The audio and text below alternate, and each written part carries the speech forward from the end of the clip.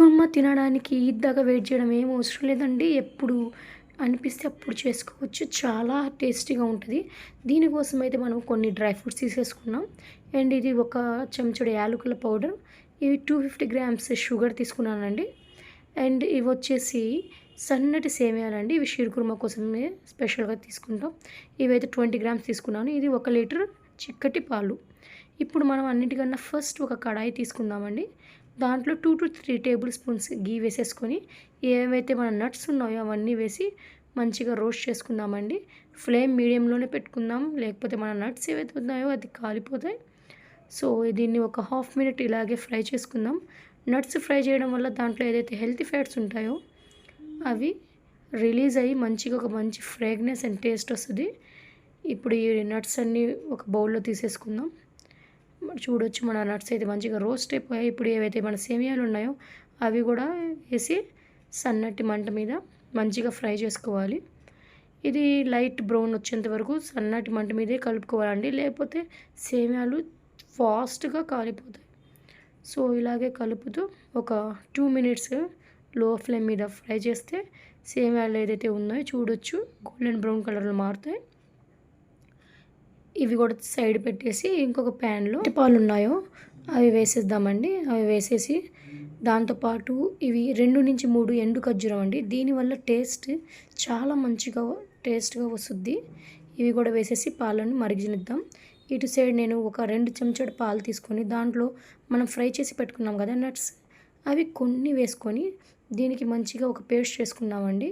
దీనివల్ల ఏదైతే ఉందో sheer khurma nutty flavour and పాలు కూడా తొందరగా చిక్కబడతాయి. ఈ టిప్ కంపల్సరీగా ఫాలో చేయండి. ఇప్పుడు చూడొచ్చు మన పేస్ట్ అయితే రెడీ అయిపోయింది. ఇంకా పాలు కూడా మనది మంచిగా కొంచెం వేడైందండి.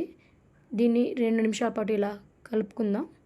కింద మడుగంటకుండా 2 నిమిషాల పాటు మంచిగా కలిపిన తర్వాత మనం ఏదైతే పాలల్లో నట్స్ వేసి పేస్ట్ చేసుకున్నాం కదా అవి వేసేసి దీన్ని ఇంకో 2 నిమిషాల పాటు మంచిగా మరగనిద్దామండి.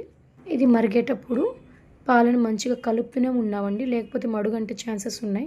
ఎందుకంటే మనం నట్స్ పేస్ట్ వేసాం కదా దీనివల్ల తొందరగా పాలు అనేది చిక్కబడుద్ది. ఇక ఇలా కలుపుతూ ఒక 3 మినిట్స్ పాటు మంచిగా ఇలాగే కలుపుతూ ఉండామండి. లేకపోతే ఏదైతే మీగడ ఉందో అదంతా కింద పేరుకొని పోయి మొత్తం కాలిపోద్ది. సో ఇలా మంచిగా మరిగేటప్పుడు మన ఏదైతే యాలకుల పౌడర్ ఉందో అది వేసేద్దామండి. అది కూడా ఒకసారి మంచిగా కలిపేసుకొని ఏదైతే మన షుగర్ ఉందో అది కూడా వేసేద్దాం. దీన్ని కూడా ఇంకోసారి మంచిగా కలిపేసుకుందాం. షుగర్ పాలలో మంచిగా కరిగిపోవాలి. అప్పటి వరకు మంచిగా కలుపుకొని ఒక బాయిల్ వచ్చేంత వరకు కలుపుదాం. అందరికీ షుగర్ అంటే చాలా అన్హెల్దీ అని ఒక మిస్కన్సెప్షన్ అండి. షుగర్ అనేది చాలా మంచిది. షుగర్ తినగానే బ్రెయిన్కి అనేది తొందరగా బూస్ట్ అవుద్ది ఎనర్జీ. ఇది వైట్ డైమండ్ కూడా అని చెప్తారు.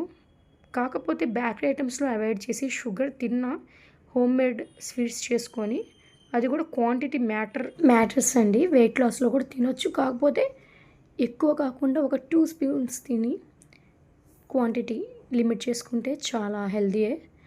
కాకపోతే ఇది మన షీర్ కుర్మాలో ఏదైతే మన సేమియాలు ఉన్నాయో అవి కూడా వేసేసి అండ్ నట్స్ కూడా వేసేసి ఒకసారి మంచిగా కలిపేసుకుందాం. ఇది ఎక్కువ బాయిల్ చేయడం అవసరం లేదండి. మనం తీసుకుంది సన్న సేమియాలు కాబట్టి ఇది 1 మినిట్ బాయిల్ చేసేసి ఇంకా దీనివల్ల ఏదైతే మన సేమియాలు ఉన్నాయో అవి ఆటోమేటిక్గా వేడితో కొంచెం ఉడికిపోతాయి.